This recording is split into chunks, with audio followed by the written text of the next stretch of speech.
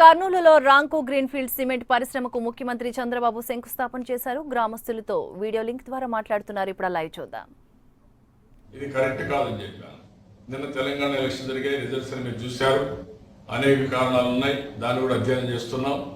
అదే సమయంలో అతను ప్రత్యేక హోదా వద్దన్న వ్యక్తి గెలిచాడంటే వీళ్ళు నన్ను విమర్శిస్తూ ఆయన పొగుడుతున్నారు.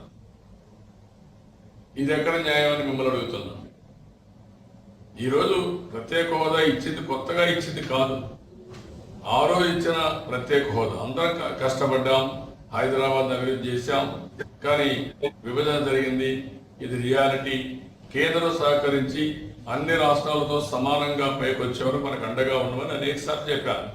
అది చేయకుండా ఇవాళ చేయడం దుర్మార్గం. దానికి కేసీఆర్ మాట్లాడడం, ఆ విషయం నేను చెప్పాను. ఆయన అక్కడ మాట్లాడితే ఇక్కడ ఉండే జగన్మోహన్ రెడ్డి వైఎస్ఆర్ కాంగ్రెస్ నాయకుడు, ఇంకో పక్క పవన్ కళ్యాణ్ ఆయన్ని ఆకాశానికి ఎత్తేస్తున్నారు. ఇది ఎక్కడ న్యాయమని నేను అడుగుతున్నా.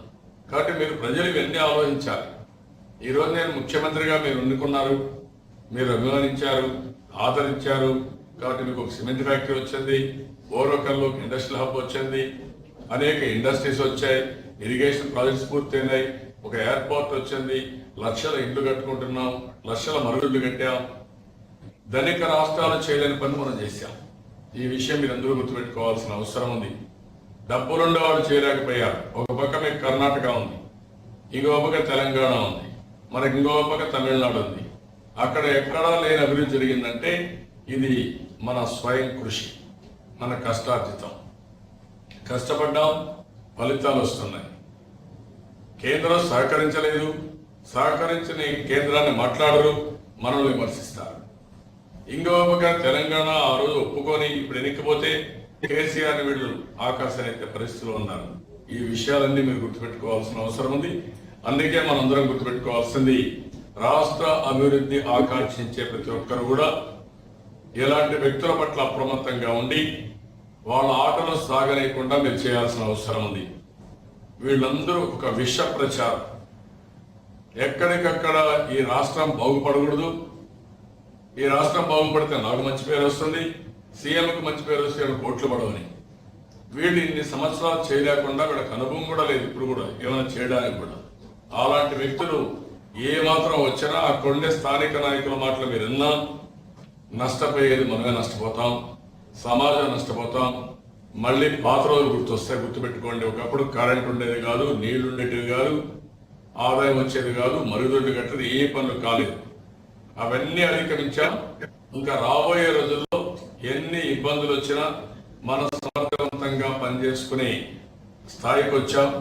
ఒక పక్క పరిశ్రమలు, ఒక పక్క సర్వీస్ సెక్టర్, ఒక పక్క వ్యవసాయాన్ని మూడు కూడా ముందు తీసుకుపోతున్నాం. కాబట్టి ప్రతి ఒక్కరూ ఎప్పటికప్పుడు ఆలోచించి ఈ ప్రభుత్వం మీకోసం పనిచేస్తున్నాం, మీరు ఈ ప్రభుత్వానికి ఎప్పటికప్పుడు అండగా ఉండాలని మరొక్కసారి కోరుకుంటూ అక్కడుండే ప్రతి ఒక్కరిని కూడా పేరు పేరున మనస్ఫూర్తిగా అభినందిస్తున్నా, ధన్యవాదాలు తెలియజేస్తున్నా.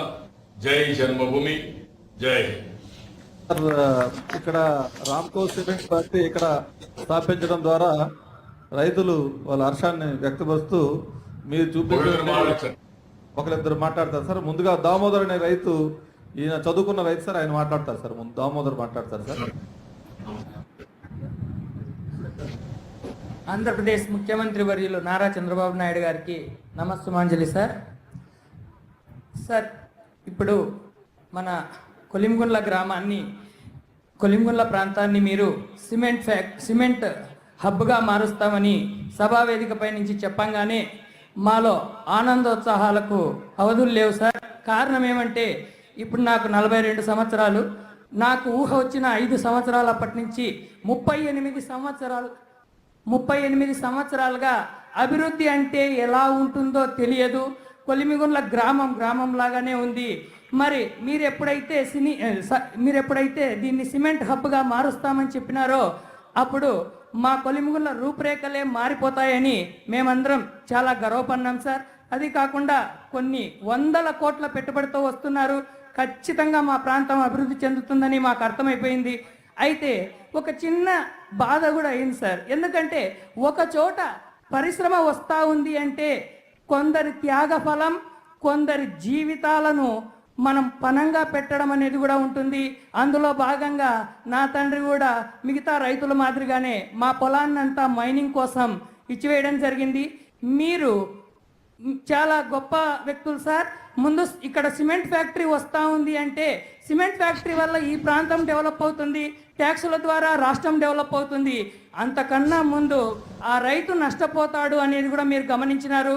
ఇది గమనించిన మేము మా స్థానిక ఎమ్మెల్యే అయినటువంటి బీసీ జనార్దన్ రెడ్డి గారికి కొంతమంది రైతులు కంటతడి పెట్టుకుంటూ నాలాంటి యువకులు సార్ మాకు ఈ అన్యాయం జరుగుతోంది, మేము ఇంకా రేపటి నుంచి పొలాలు వేసుకోలేము, ఇప్పటికే వాళ్ళు ఇచ్చినటువంటి 76,000 మొత్తం అన్నీ అయిపోయినాయి, బట్టలు తప్ప కట్టుడు బట్టలు తప్ప ఏమీ లేని రోడ్డున నిలబడినాం సార్ అంటానే వడిగా వేగంగా పరిగెత్తుకుంటూ వెళ్ళి కలెక్టర్ గారితో రైతులతో ముఖాముఖి చర్చలు ఏర్పాటు చేసినారు.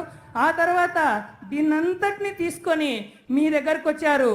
మీరు ఆయనను మించిన వేగంతో ఆ రైతులకు ముందు మేము న్యాయం చేసి తర్వాత పరిశ్రమను ఏర్పాటు చేస్తాము అని కలెక్టర్ ద్వారానే మీరు మాకు చెప్పించిన సార్, మీకు మేము చచ్చిపోయేంత వరకు కృతజ్ఞత భావంగా ఉంటాం సార్. కొలింగుండ్ల ప్రజలమందరము మీలాంటి ముఖ్యమంత్రి రైతుల సంక్షేమాన్ని, మైనింగ్ కోసం ల్యాండ్స్ పోగొట్టుకున్న రైతులను ముందు బాగుపరిచి తర్వాత మైనింగ్ ఫ్యాక్టరీని ఏర్పాటు చేయాలి.